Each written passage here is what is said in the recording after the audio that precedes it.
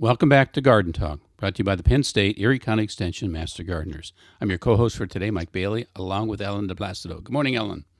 Good morning, Mike. Hey, the last two times we've been talking about, cultural practices to prevent diseases in the vegetable garden. And this time around, we're going to talk a little bit about treatment. And I put treatment in quotes because, I'm not sure it's really a treatment. I mean, these are things that you can apply to your plants that will help prevent some of these diseases. But please keep in mind, okay, none of these things will cure plant diseases. And so we're going to start with fungal diseases and talk about a couple of different products that can be used to help prevent these diseases. Now, because maybe last year you had a problem with powdery mildew in particular. And so maybe you're going to, take some measures this year to kind of keep that under control. And what you got to do is you got to start before the symptoms, become readily apparent, are really bad. So let's start with that, and we'll kind of work our way through it.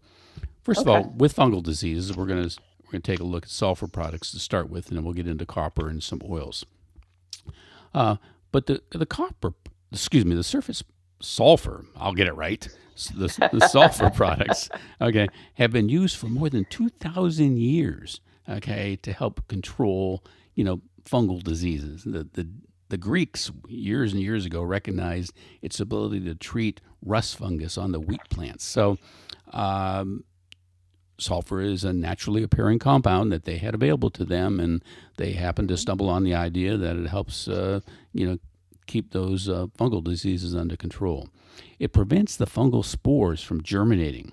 Therefore, it must be applied before the disease develops. And it's readily available as a dust, a wettable powder, or a liquid. And they say do not use it within a month of any oils that you might have used on the plants. And also, you have to be careful about the temperature.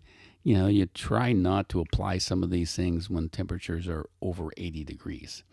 And you don't want to use sulfur on the cucurbits or garden berries such as currants, gooseberries, and raspberries. It'll probably burn those things. So don't put the sulfur on those plants, especially the cucurbits, your cucumbers. Now then there's copper products. Copper fungicides, will both kill fungal and bacterial components. It'll kill the fungus. It'll kill the bacteria, but that doesn't eliminate the disease, from the plant. And you want to test, an area of the plants to see if they'll damage the leaves. Some of these things, even though they're naturally occurring compounds, just like sulfur, copper is also, and it's available as either copper sulfate or as this Bordeaux mixture, which is copper sulfate combined with lime, in the form of calcium hydroxide. And that kind of softens the potential for it to burn the plant leaves. This Bordeaux mixture, has been in use for more than 150 years and is also, effective against some of the bacterial problems also. It works on powdery mildew, downy mildew, and anthracnose, so which are, big problems in the vegetable garden.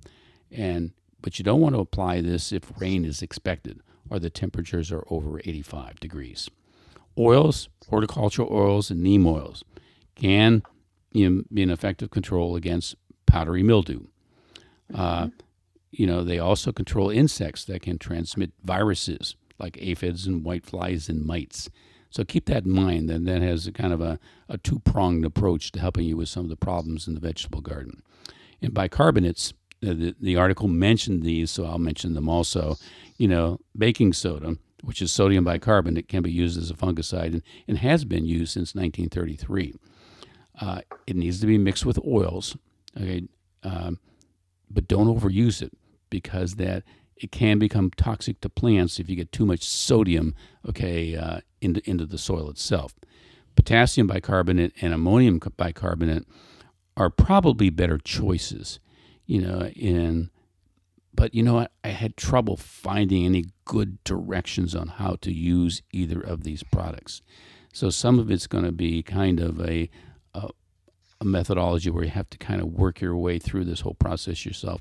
And I'm going to try that myself. I'm sorry that we don't have any specific information on those two items, but I'm going to continue to look for that. And if I find something, I will update everybody. So what about these are two items that you could not go to a garden center and find a product to buy? Yeah, probably Oh, not. okay. Yes. That's what, okay. So what about the bacterial diseases? Well, bacterial diseases, you want to refer back to your copper products and just follow the information that we gave you about the copper products. And remember, again, it's prevention, okay? Yes. Viruses, once the plant's infected, there's really nothing you can do other than trying to keep that plant as healthy as possible. And you can do that by proper watering, using maybe some light fertilizer, and hopefully there's enough sun out there that will, help to bring that plant back to life again.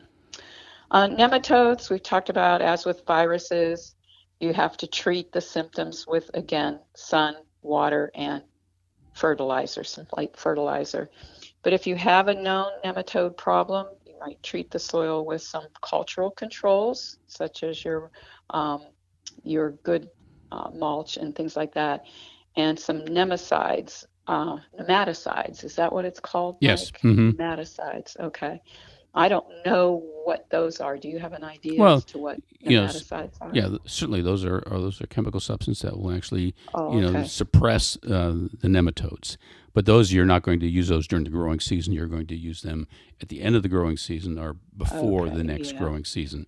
It's not something you can add while your plants are actively growing. No. Yeah, like we said, nematodes are basically in your soil year round. Yes, you're right. Okay. And they serve a purpose, and there's a lot of good ones, but there's some bad ones out there that'll cause you a lot of trouble. So, Ellen, I think that was a pretty good summary, okay? And again, even though we mentioned the sulfur products and the coppers and the oils and these other things, keep in mind those are preventives. They do not cure. So, Ellen, we've used up our time for today. So, thank you everybody for listening. We hope that was helpful, and hope you're with us next time. Bye-bye. Bye.